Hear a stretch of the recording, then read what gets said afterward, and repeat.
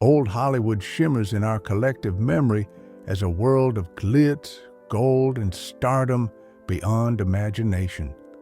But behind those sparkling images lurked secrets that could topple even the brightest icons. Keep watching.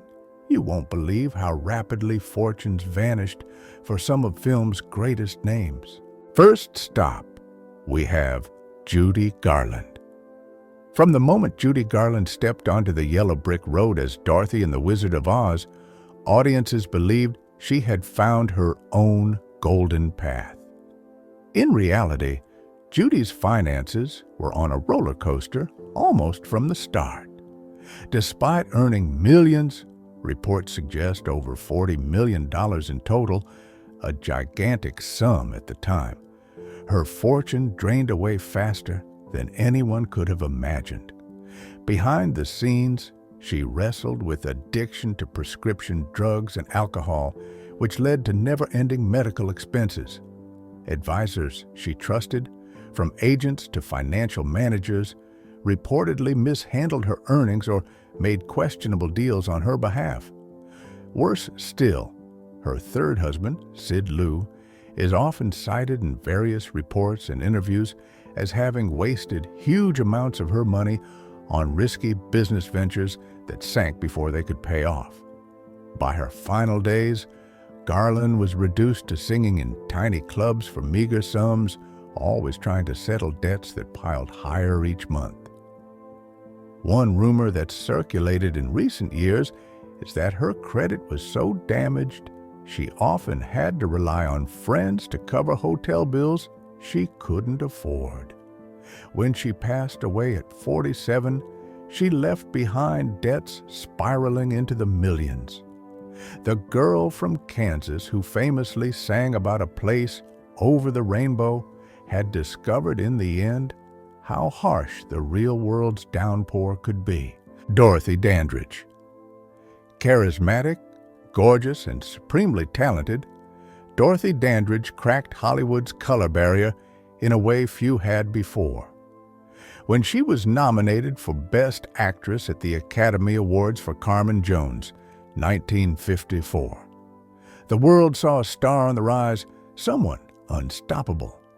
Yet racism, biased contracts, and repeated financial missteps dragged her down a steep slope.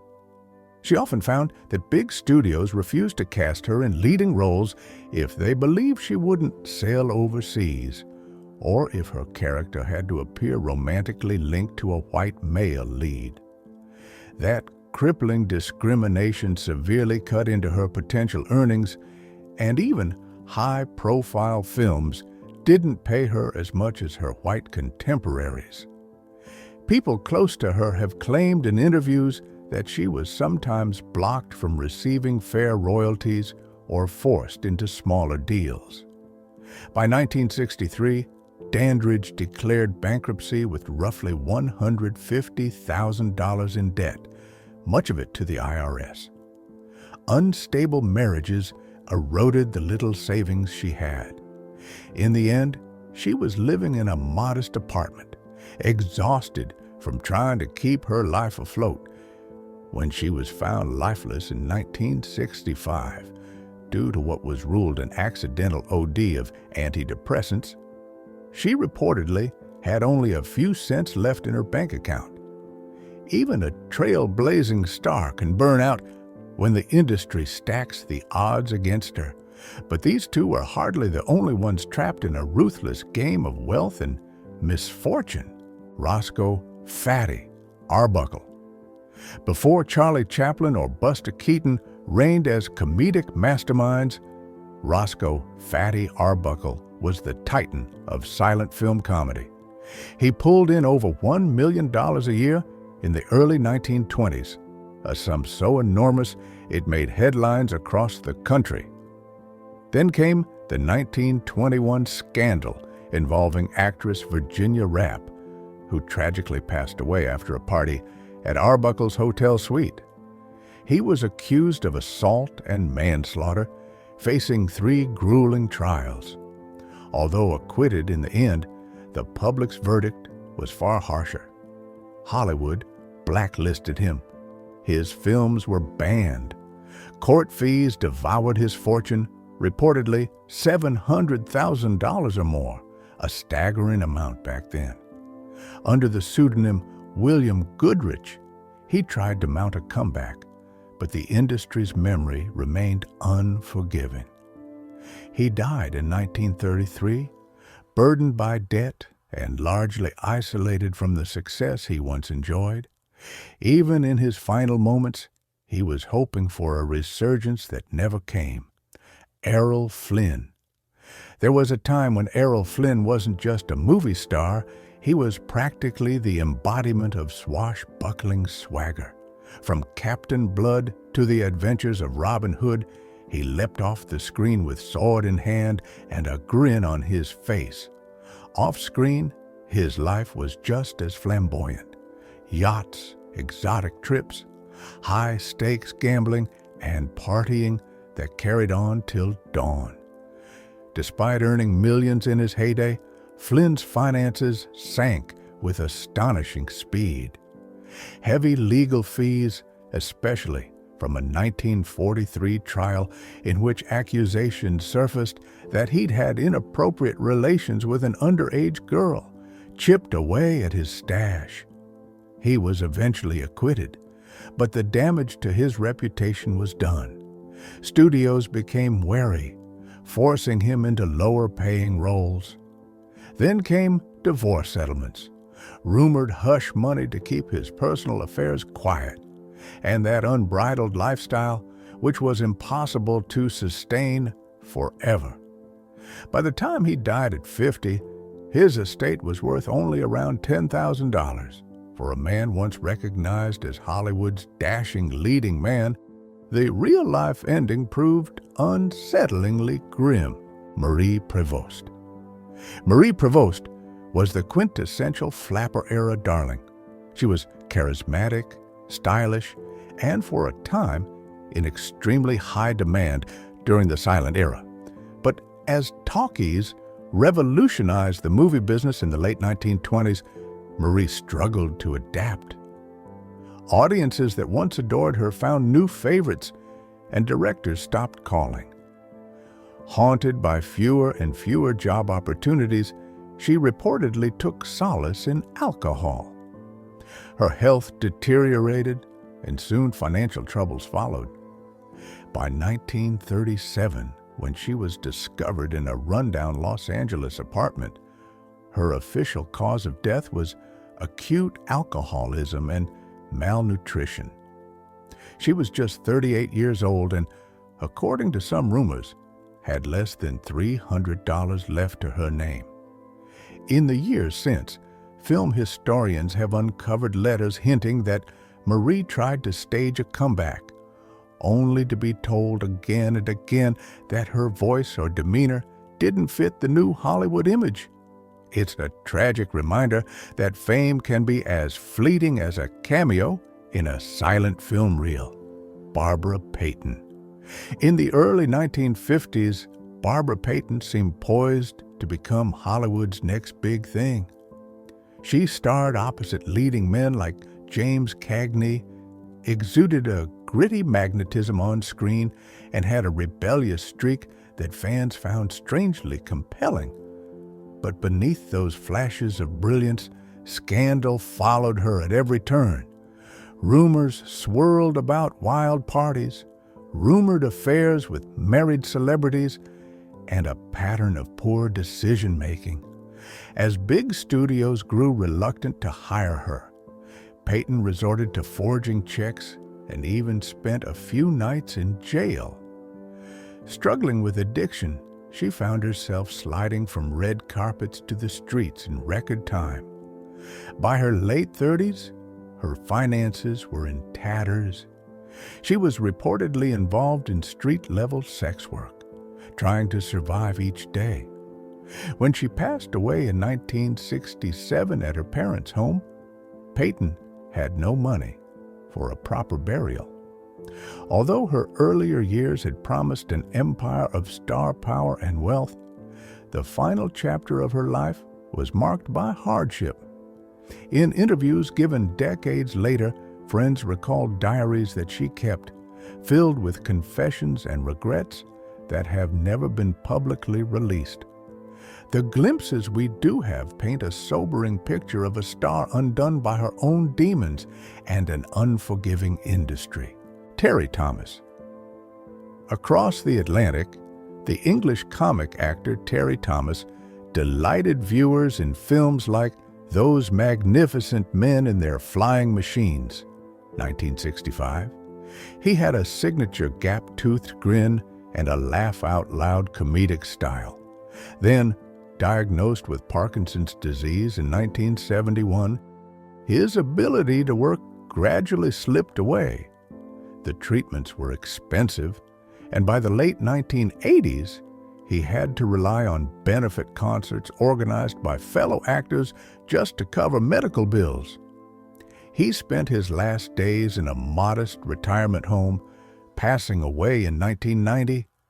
No more tailored suits, no more plush apartments. He had sold nearly all of it to fight an illness he couldn't conquer. Buster Keaton.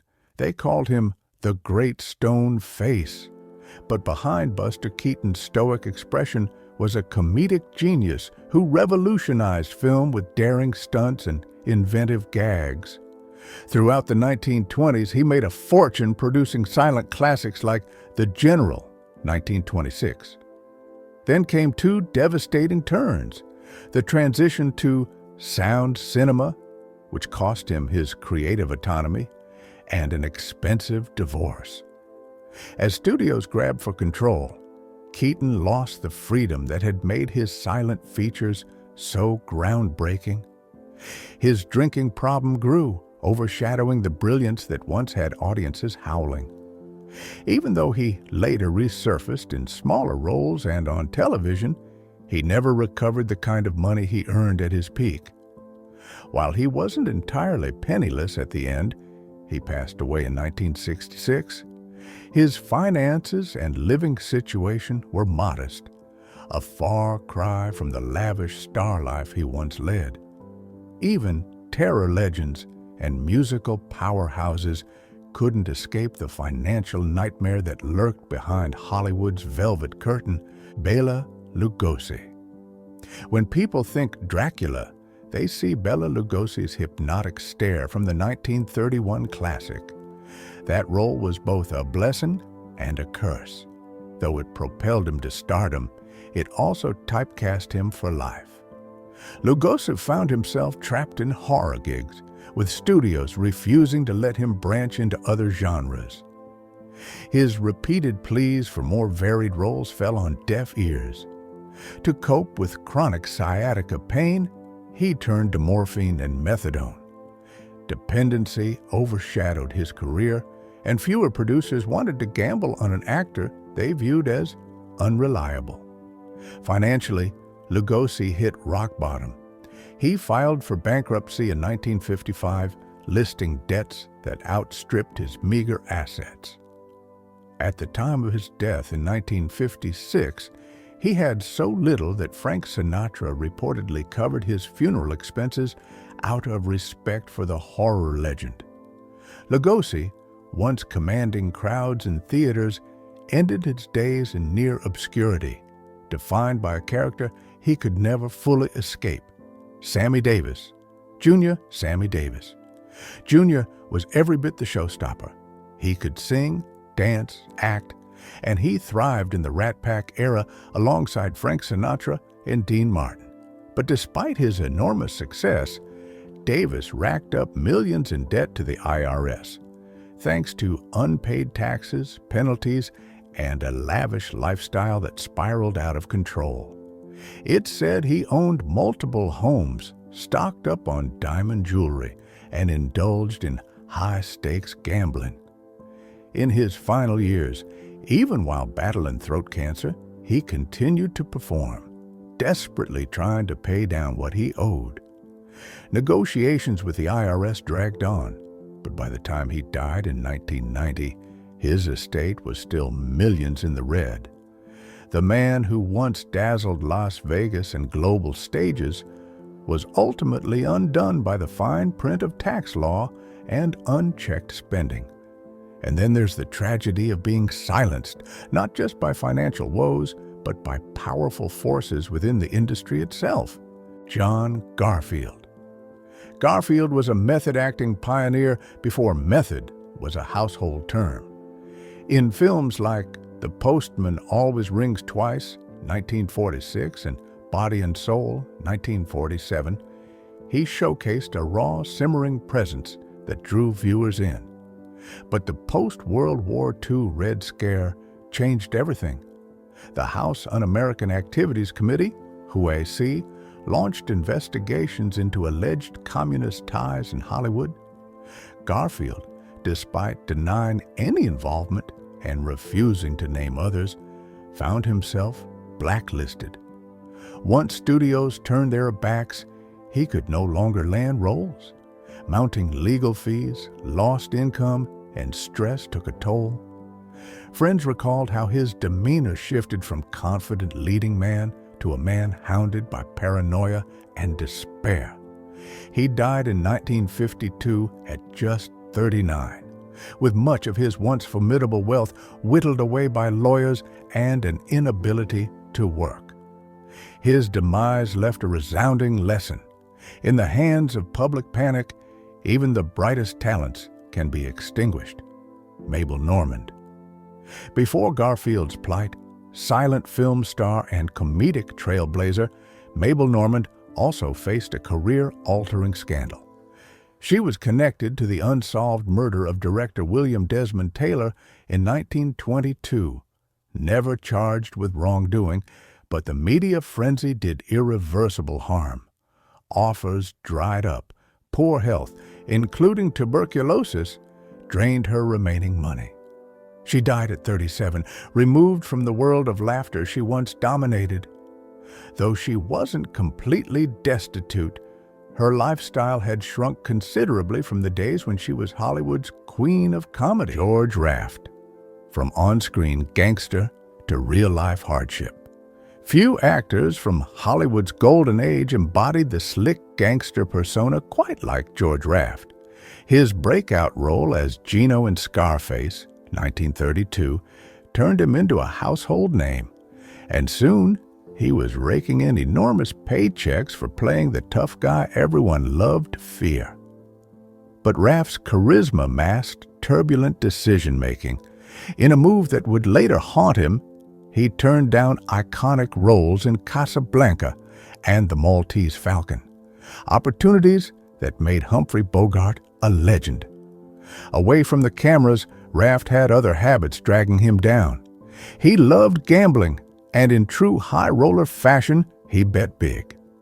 Unfortunately for him, the house always wins eventually, and his mounting losses piled up to crippling levels. He also spent lavishly to support friends and family, a generosity that left him wide open to exploitation. Even his ties to shady business ventures chipped away at whatever money he had left.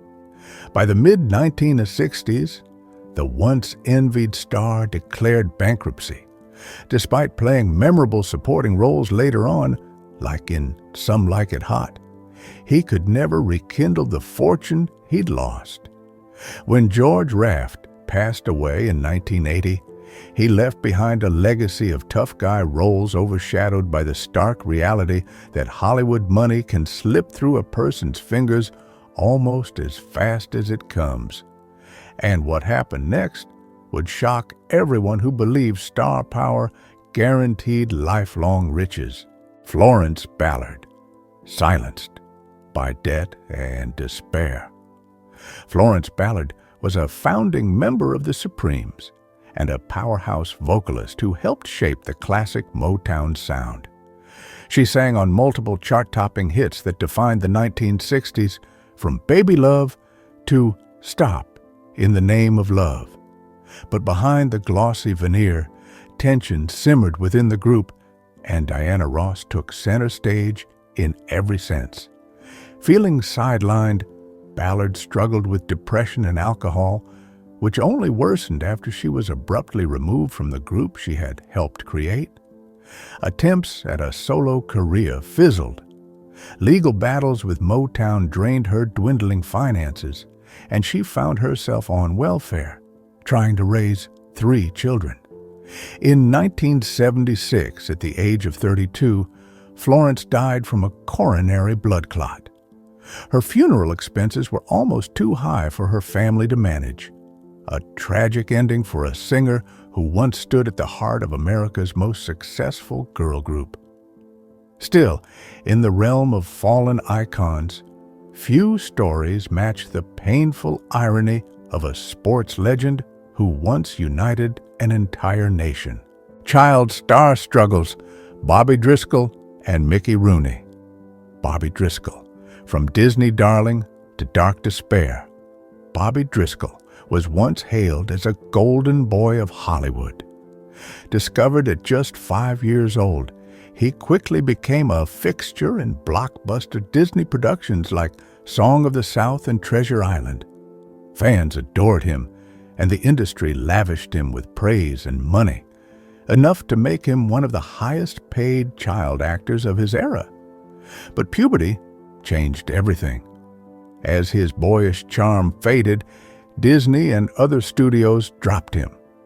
Struggling to find new roles, Driscoll spiraled into drug use.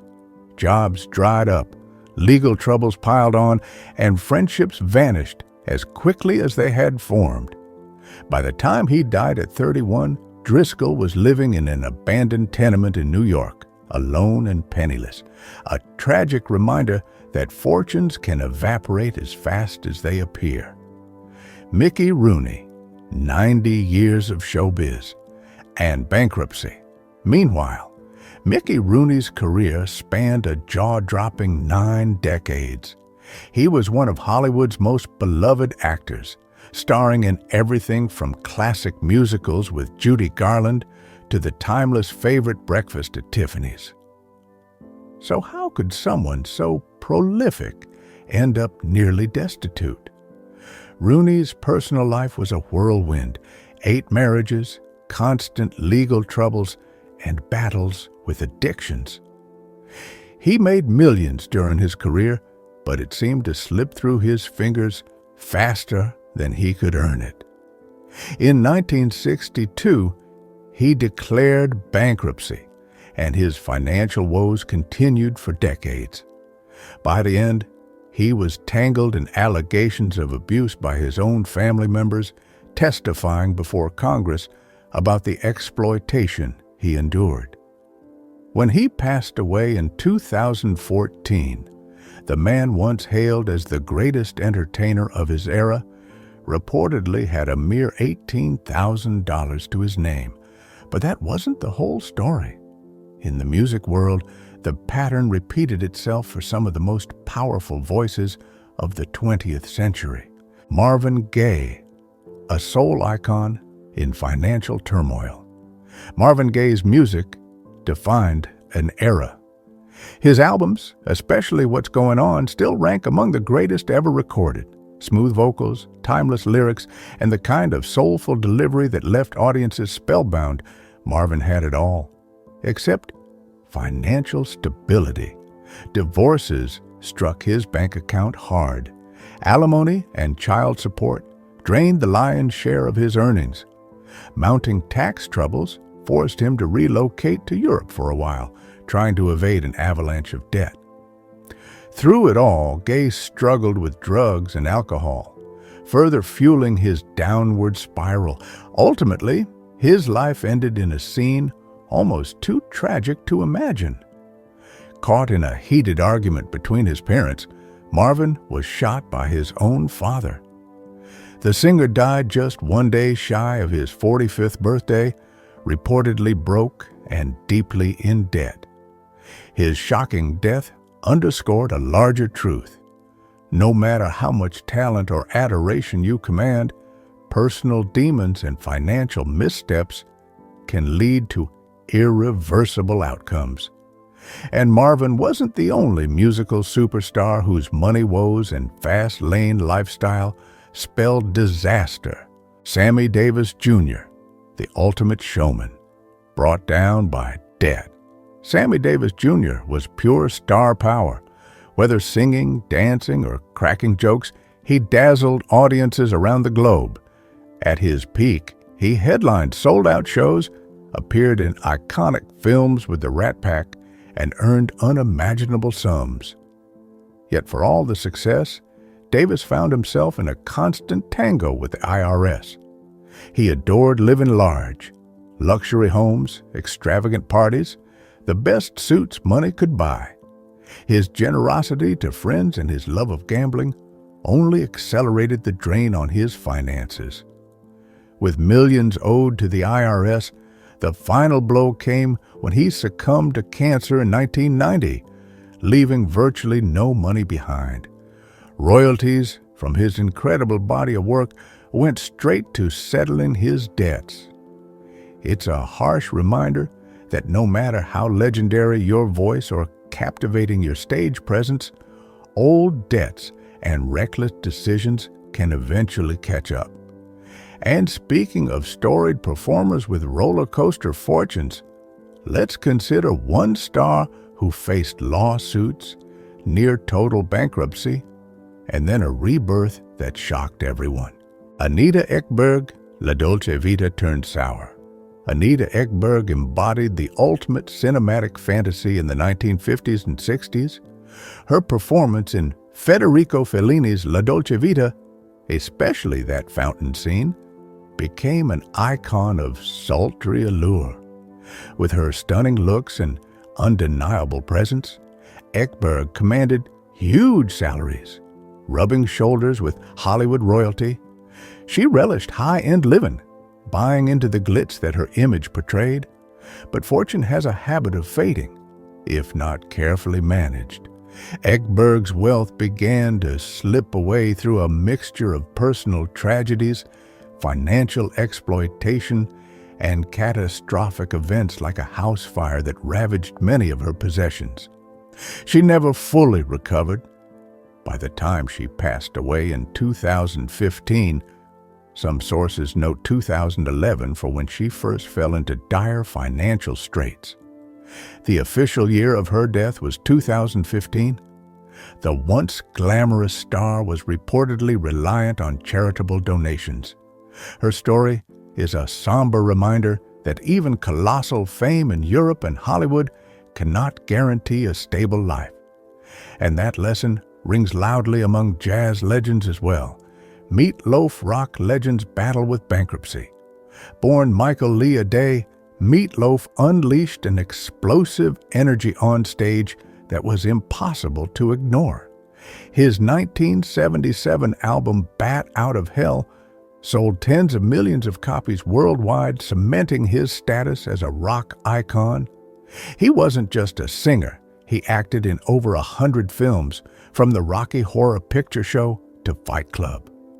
But behind the curtain, Meat Loaf wrestled with massive debts and legal entanglements. His strained relationship with songwriter Jim Steinman led to lawsuits that reached staggering figures. At one point, facing $80 million in claims, Meat Loaf declared bankruptcy and lost key assets, including his publishing rights and royalties.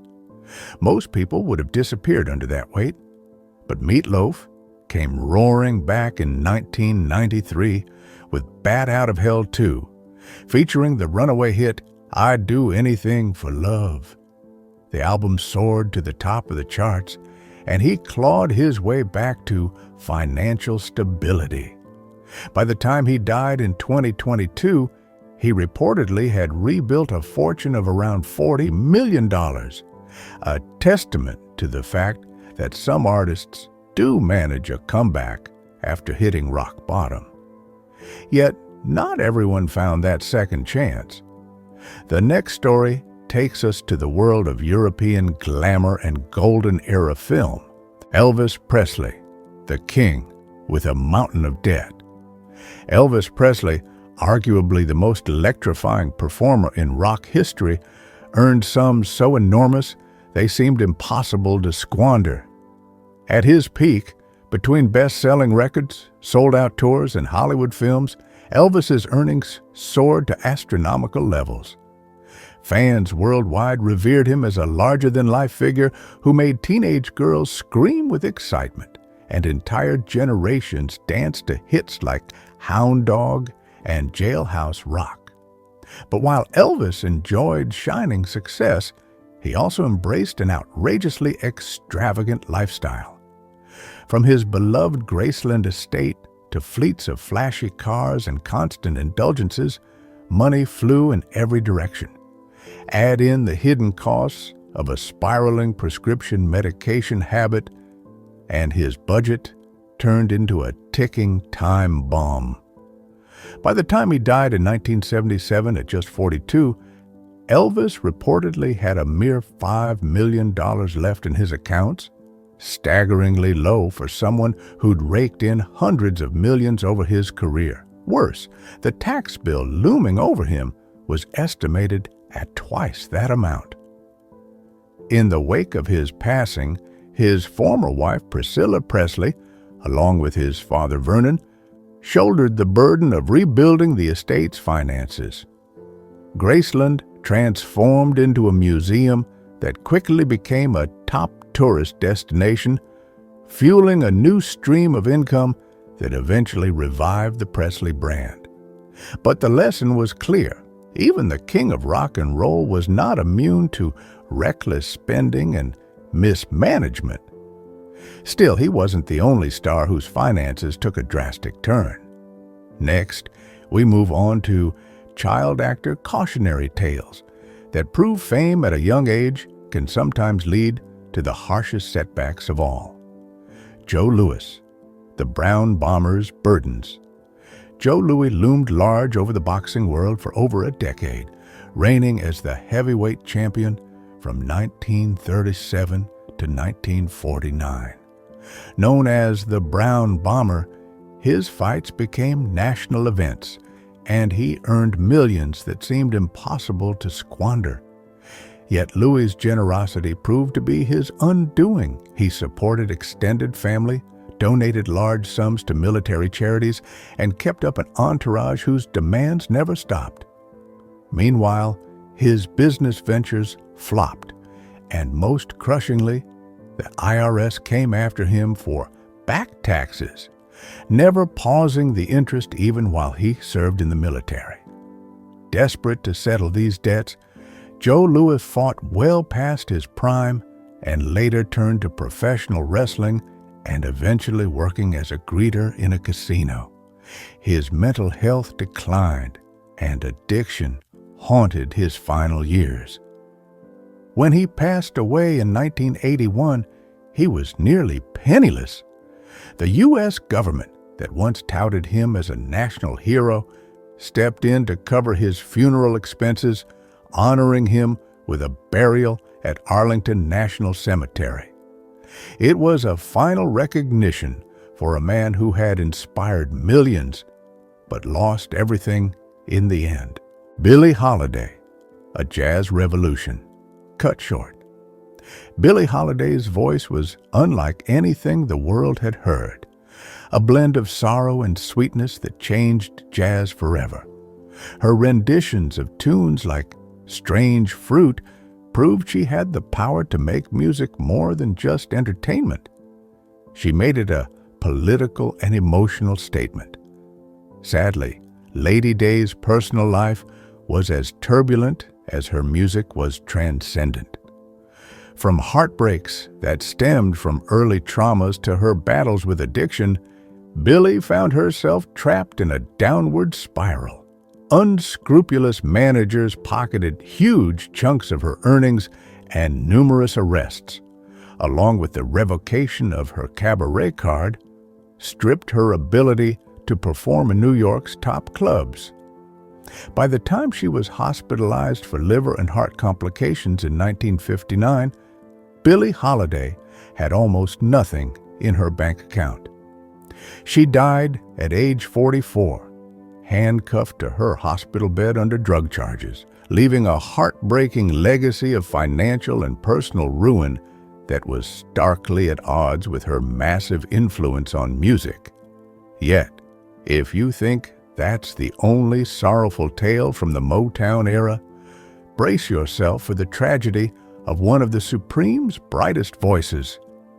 From the silver screen to the stage, from the jazz clubs of Harlem to the bright lights of Las Vegas, these icons lived through extremes most of us can only imagine.